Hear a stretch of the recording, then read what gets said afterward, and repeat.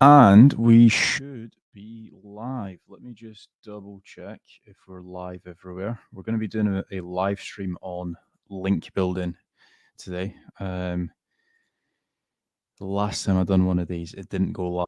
It was just, I was literally just talking to myself, so that was quite an interesting one to say the least. I believe we are live. Yeah, correct. Right. So if you guys do have any questions, feel free to drop them down below. I'm probably here for about 45 minutes or maybe even closer to an hour, depending on how many questions you guys have. So yeah, drop them down below and we will, or I will be answering them as well. So, link building. Now, a few things to actually bear in mind when it comes to doing it in like any form of actual link building is that not every single link is the exact same value as another link. So, what I mean by that is, let's say if you guys have a competitor and that competitor actually is outranking you and they have less links than you, the reason for that is because they might actually have like a higher quality of links. So in today's video, I'm hoping that by the end of it, everyone will be educated on how to vet links, how to disregard toxic links. There's a few different tools that you can actually use for that. But let's actually get into it. So if I share my screen and if I do entire screen, screen number 1, you should be able to see now. So what I'll start off with is I'll show you guys like a really good example of a website that doesn't have that many links and they actually rank fairly high for their keyword, and that is online, or actually buy sofa.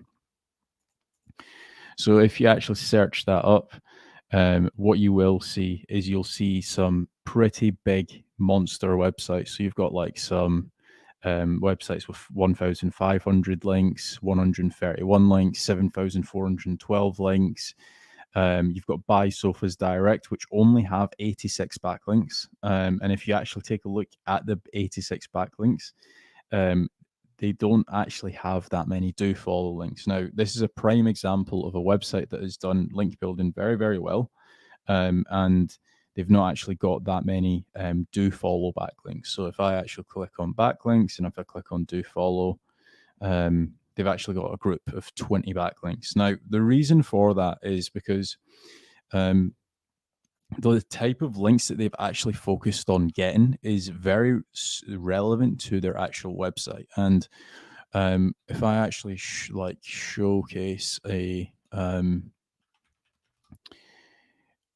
actual design for you guys, what I'll do is, I guess I'll need to do this on a whiteboard. So excuse any bad drawing that you guys do actually see here. So if I create a blank whiteboard,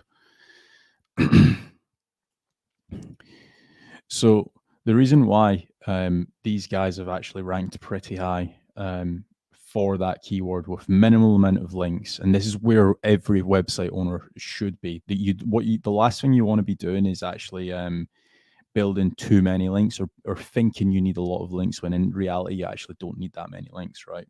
So if we take a look at this website, the backlinks that they've got, bearing in mind they actually sell sofas, they've got like lots of different home furniture websites. They've got a few citations as well, which is quite weird to see for an e-commerce store. But again, a lot of like home style blogs actually link to them. Now, what you should be doing, right? So if we've got like a home or a sofa business here, which is what they've got, sofas. I did say that the drawing's not going to be great here, so I'm no actual artist here, right? But if you've got like lots of different home style blogs linking to your website, right? If all of these are actually linking through to your website and these are actually deemed as relevant links, you're going to need way less links. But let's say, for example, if one of these is like a finance blog linking to your website, is that going to provide as much value as a home blog? Some people would say yes, some people would say no. There's arguments for both cases in here, right? Now, if, say, for example, this finance blog is linking to our sofa website and it's talking about how to get finance for a sofa, because that is actually quite well searched, then yeah, that would definitely pass relevance and also pass power. Now, if this was a finance blog and it's not as relevant as that, it definitely wouldn't pass as much power. So you will definitely need more backlinks pointing through to your website. So that's one way to actually vet relevance. Now, there's obviously different types of relevance. There's page level relevance, there's domain level relevance, there's sentence level relevance, there's silo level relevance. Now, what I would be, or any natural website has all four of those. So they will have domain level relevant websites. They will have page level relevant links pointing through to their website. They will also have silo level relevant links pointing through to their website, and they will also have silo page domain and sentence level relevance as well. So you need to have all four in time.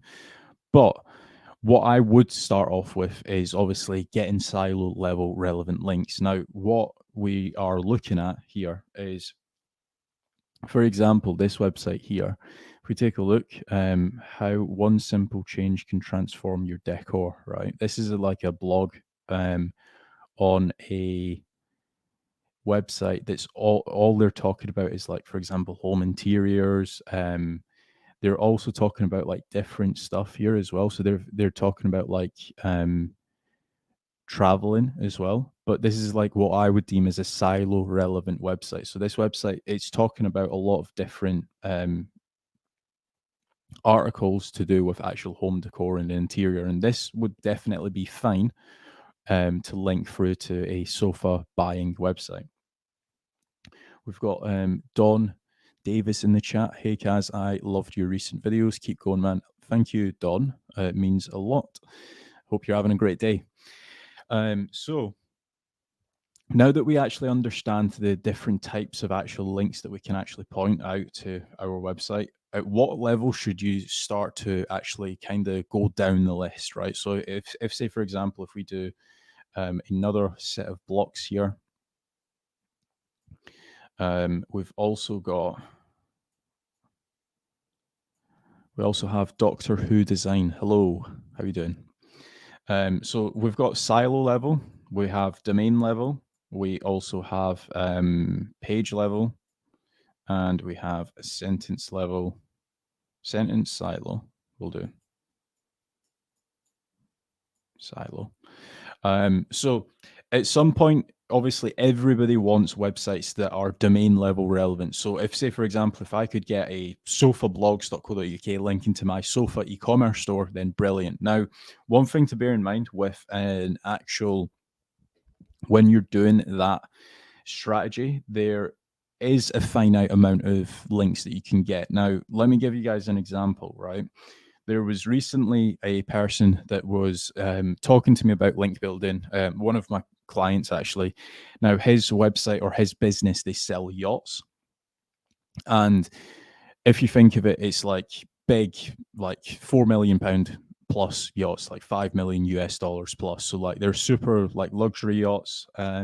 And he has obviously, he's the business owner had read some articles online saying that he needs relevant links, and he was basically saying, like, I want super high DR, like DR 60 plus links, and I also want them to be relevant. Now, if you think how many people in the actual world will be searching for buy a yacht, right? There's not that many people, especially because it's like the top, let's say 5% of the world that would actually ever be able to afford buying a yacht. So in that case, we would need to actually step in and think, right, okay, how can we get other styles of relevant links? For example, you can get finance blogs linking to your yacht selling website, and it could be talking about how to finance a yacht.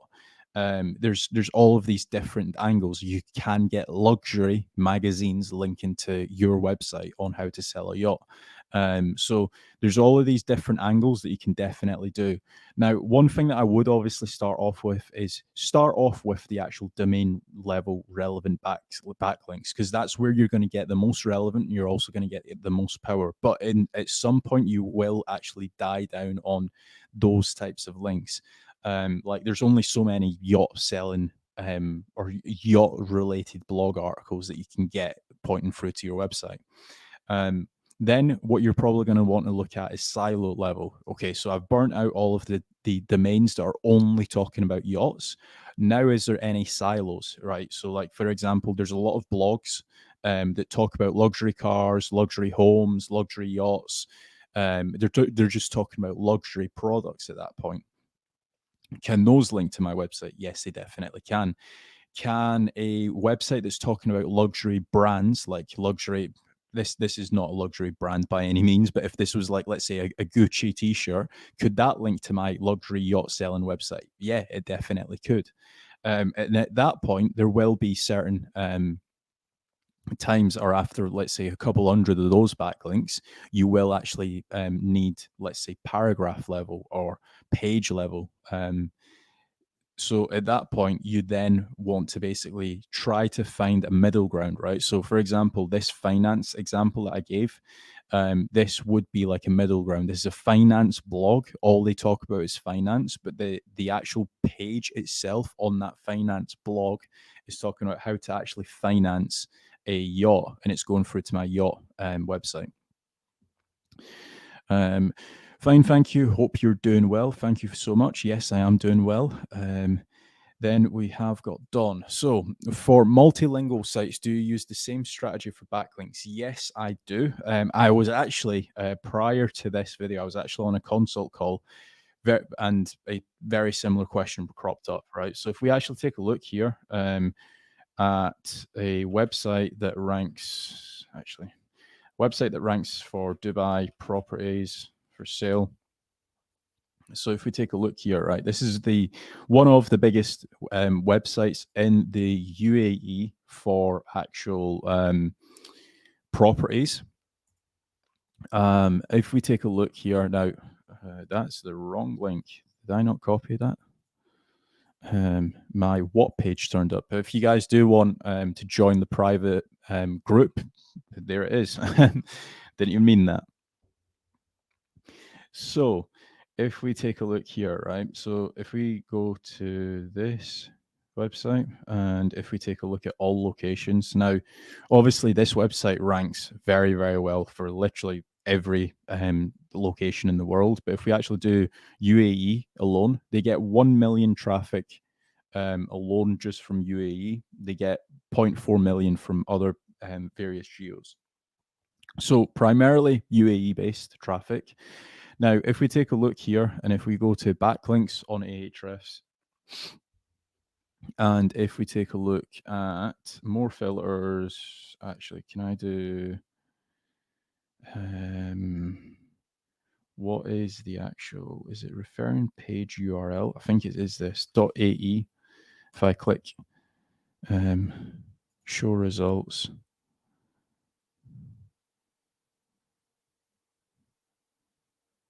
and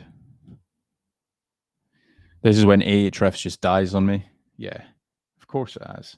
Referring page URL contains .ae. Have I done that correctly? See, this is the side of recorded videos that you guys don't see. Ahrefs always dies on me. So if I go to url.ae, click apply, show results. Now, actually, that's target URL. I think it needs to go into here, show results. Why is this not working? Domain name .ae. Maybe that'll work. I literally was looking at, there we go. Right. So out of 4,600 and what was it? 4,600. They've got a lot more backlinks. Why is it only showing me that amount?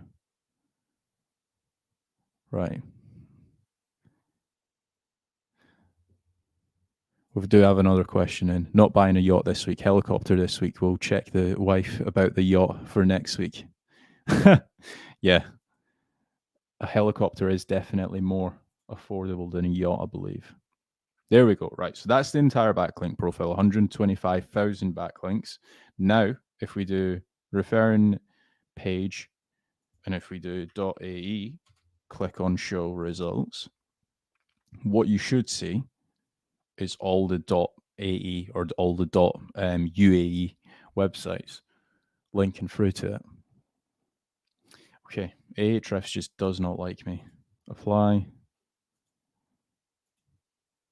Referring domain contains target URL. Why is this not actually showing up? Is this a bug on Ahrefs? Referring domain? No. AE. What if I do that? No. It's not working. But if we actually go to the example that did work, it's such like it's less than 2% of their entire backlink profile that is actually UAE based links. One thing that I would recommend, right, is like take a similar approach to this, Dom, if you're doing multilingual links. So what I would look to do if it's like a brand new website is get that set of foundational whatever geo, let's say it's German, let's say it's Swedish, whatever. Get those foundational sets of links first and then look to actually build out like .coms and stuff. Because if you take a look at this website, like there's so many .coms, like .com, .org, .org, .com, .com, .ae, .com, .org. There's just so many links. .net. There was one there. So you can definitely get away with doing non-geo-specific links, and it will definitely work. One thing as well to bear in mind when you are doing any form of link building is get the LRT Chrome extension, which is completely free. I don't know why they don't charge for it, but this will actually help you a lot. So if it does, is this page just got so many ads? It's not gonna. Ah, there we go. Right. Everything's just stopped working today.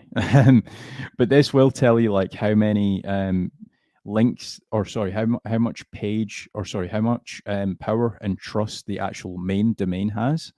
So this is a 6 and a 3, or sorry, a 6 and a 3 and a 2, which is a total of 6.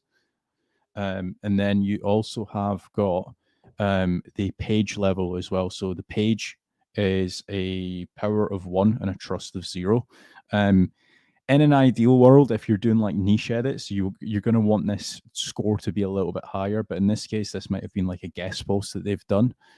So that would be a reason as to why that certain guest post is just a 1 and a 0. Let's just take a look at a few of their actual links here. Let's see if we can actually find some higher scored links. So for example, if we take a look here, this page has to be a little bit higher in score. So the actual domain, again, it's a 3 and a 2. This page is a 1 and a 0.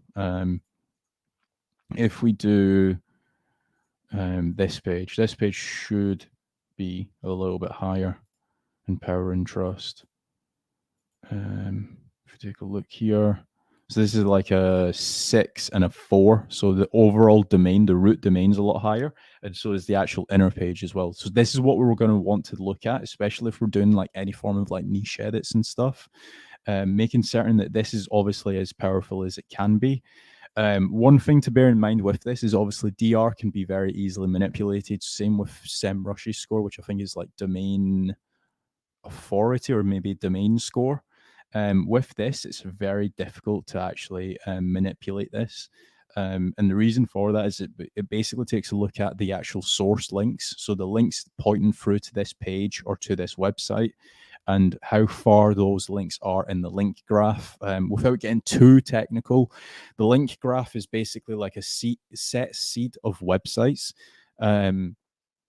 So, for example, whenever Google crawls the web, or whenever Google actually crawls the website after a core algorithm update, or the actual searches after a core algorithm update, they start off with like a set seed of websites. So a few of those websites are like YouTube, Wikipedia, um, some like other encyclopedias as well. So they start the crawl all the way up there. Now, what you'll typically find is your website might be like super weak in terms of like domain authority. So it might be like maybe position 7,852,000, something like that. So that's the actual crawl priority of where your website is. Now, what your goal is to try and find websites that are actually higher up in the crawl path than what your website is. And that's where you want to get a link from. Now, that's like really advanced link building. Like, not many link building agencies even talk about any of that. They just provide links in hopes that you're actually going to rank higher. So just bear that in mind when it comes to link building.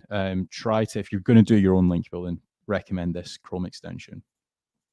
Very helpful. I would think that the non.com backlinks would help. Yeah, they definitely do. Like, the one thing that's very clear now after the Google API leaks and stuff is that Google doesn't take a look at geos and stuff. There's different algorithms for certain geos. Obviously, the UK and the US one's obviously like the hardest one to rank in. But like, for example, if you're in Poland, there's certain things in Polish geo that still works that doesn't work in the UK. Like, for example, some of the Polish guys I've been speaking to, they're still doing GSA, they're still doing spammier link building techniques, and that works. So from that point of view, different algorithms, certain things work in certain algorithms, certain things don't work in the UK and the US algorithms. So just bear that in mind. But let's take a look at what links you should actually be looking to acquire, right? So, for example, if I was, let's make a crazy website, cadrossofas.com, right? Because ultimately, what you would want to be doing is actually doing like a link intersect and picking the best actual links.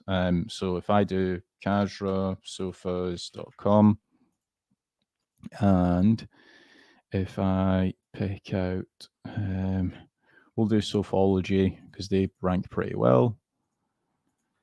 We will also pick out, one thing you also don't want to do here is, like, for example, these guys, they've got like 7,412 links. You kind of want to avoid some of those, and you want to go with like the ones that are actually doing well with the least amount of links, because that tells you that they've probably done something pretty decent with their link building strategy. We'll also pick like Furniture Village as well.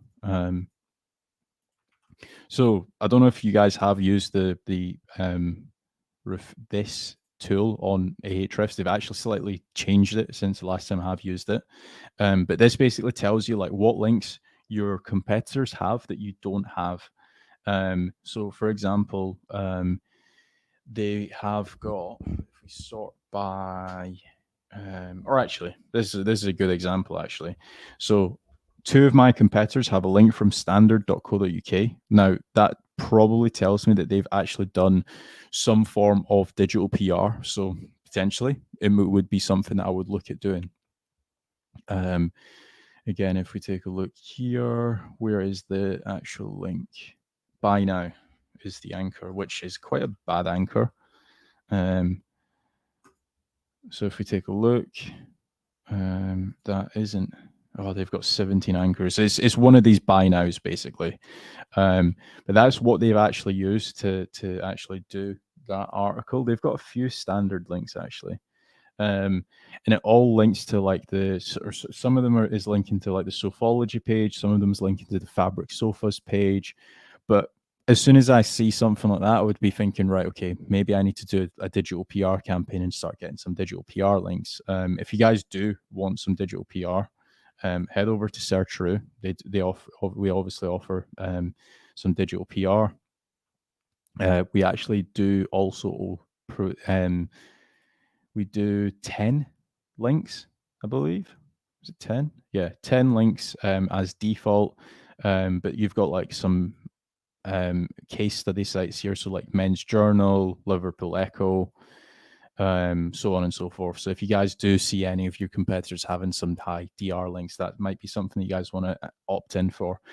You then also have got some like guest post sites as well. So like Love Chick Living. There's a big website that you can obviously do some outreach through to, and you can definitely get that to work. You have got, let's see, accuracyhome.com. It's a hacked website. Don't click on that. Fabricarchitects.fr. So again, this is a. Is this going to load?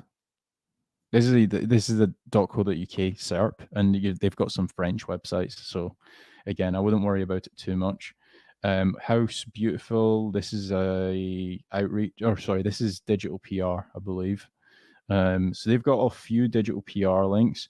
One thing that you can also do is set a few filters up. So you can do follow, and we can also say I want to only see links that are linking to all three of my competitors, and those would be some of the links that I would be more inclined to get in. So like ukbedsdirect.com.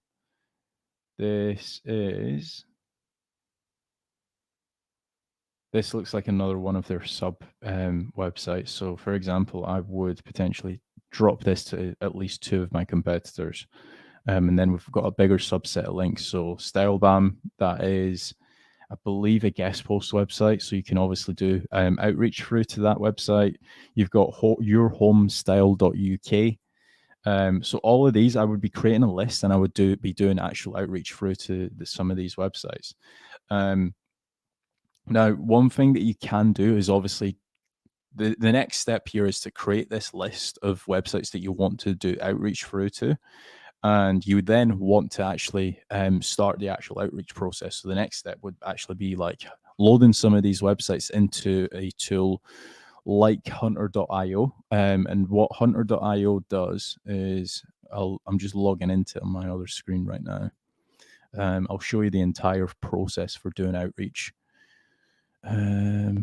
So if we go to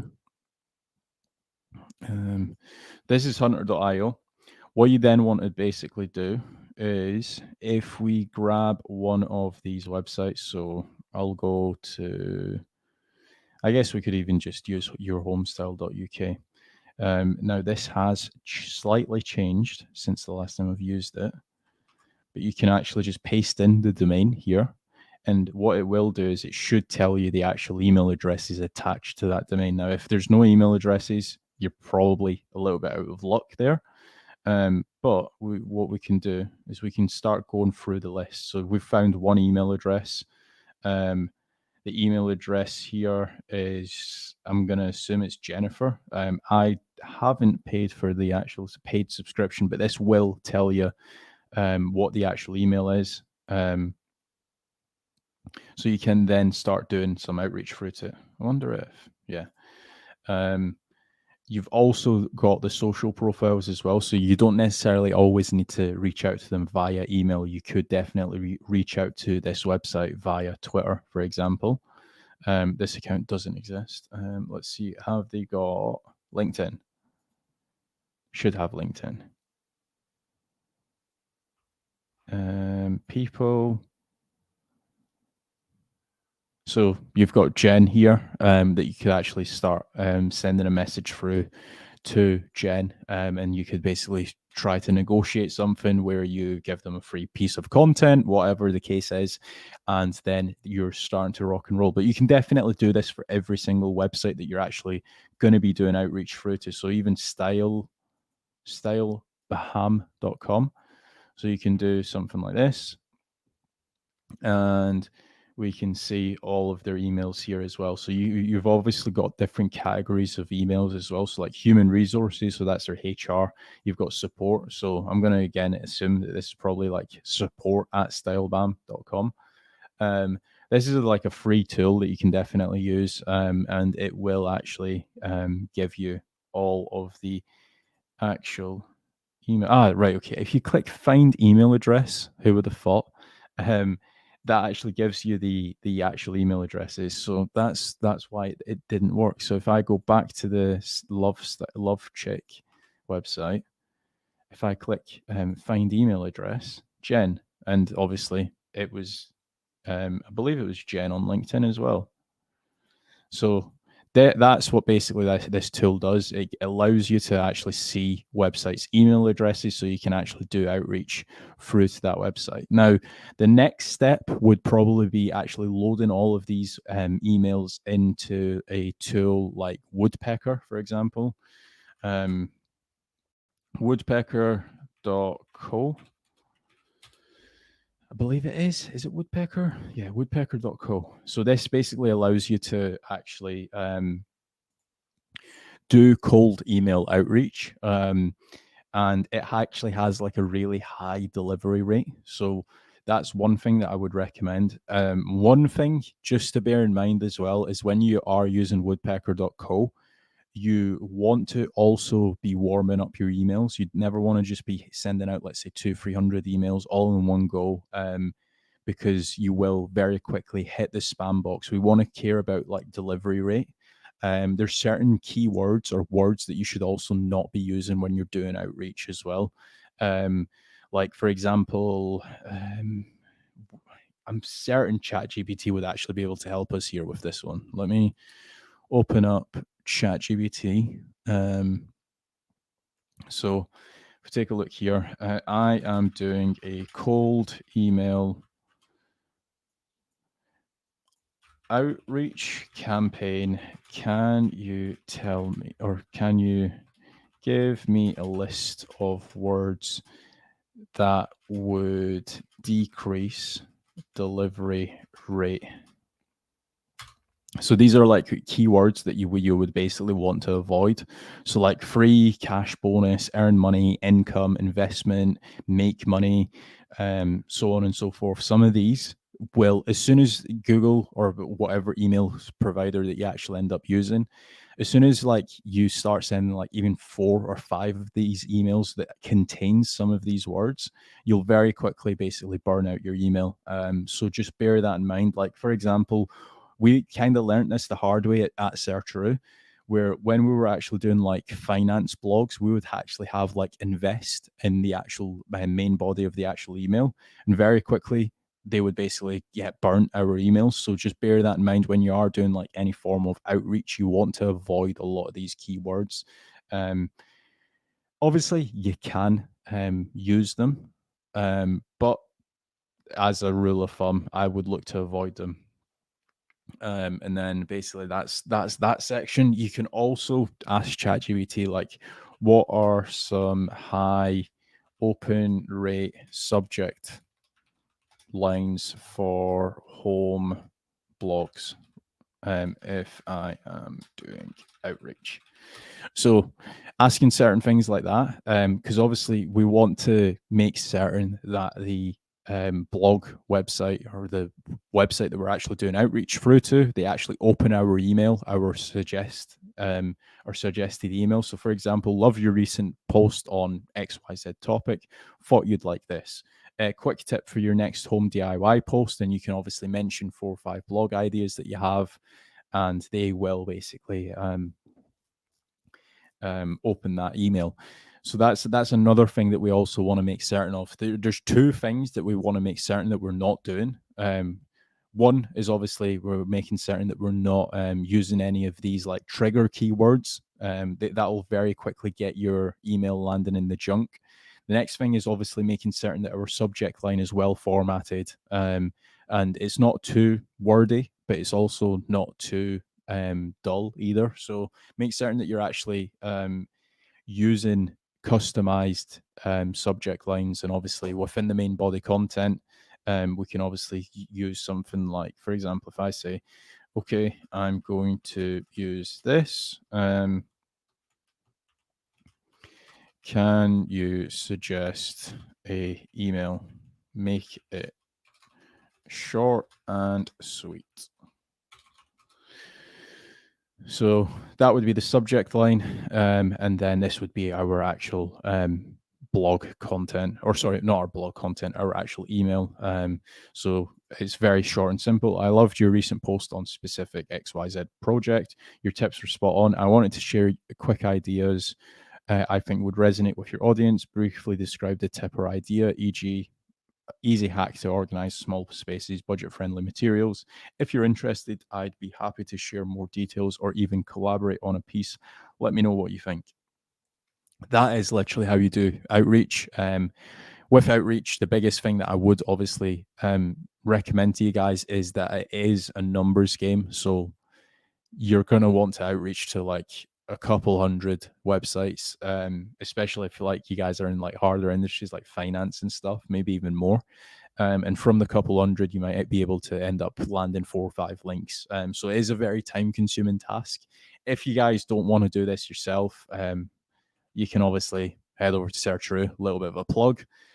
We obviously do guest posts, we do niche edits, guest posts, power posts, digital PR, citations, tiered link building. We do it a lot.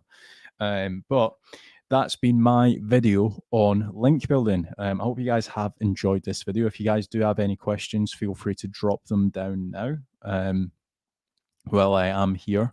And if you guys haven't, make certain to check out the actual cohort group. So whop.com/casual cohort. We have got a Discord group. We've got a lot of people that are active in there asking questions. You've obviously got access to myself. You can ask me questions. I'll actually reply back with like videos on how to solve your question. In some cases, it might just be like a simple do this and you won't actually fail when it comes to SEO and stuff. So if you guys haven't, check out Casual Cohort. It's $79 a month. But there are some pretty big people in there that are doing some really great things as well. So hope you guys have enjoyed this video, or this live stream, should I say. If you guys haven't, make certain to check out casual-.com, fill in the contact form if you guys want a growth strategy call for your website as well. And that's been the live stream. Thanks.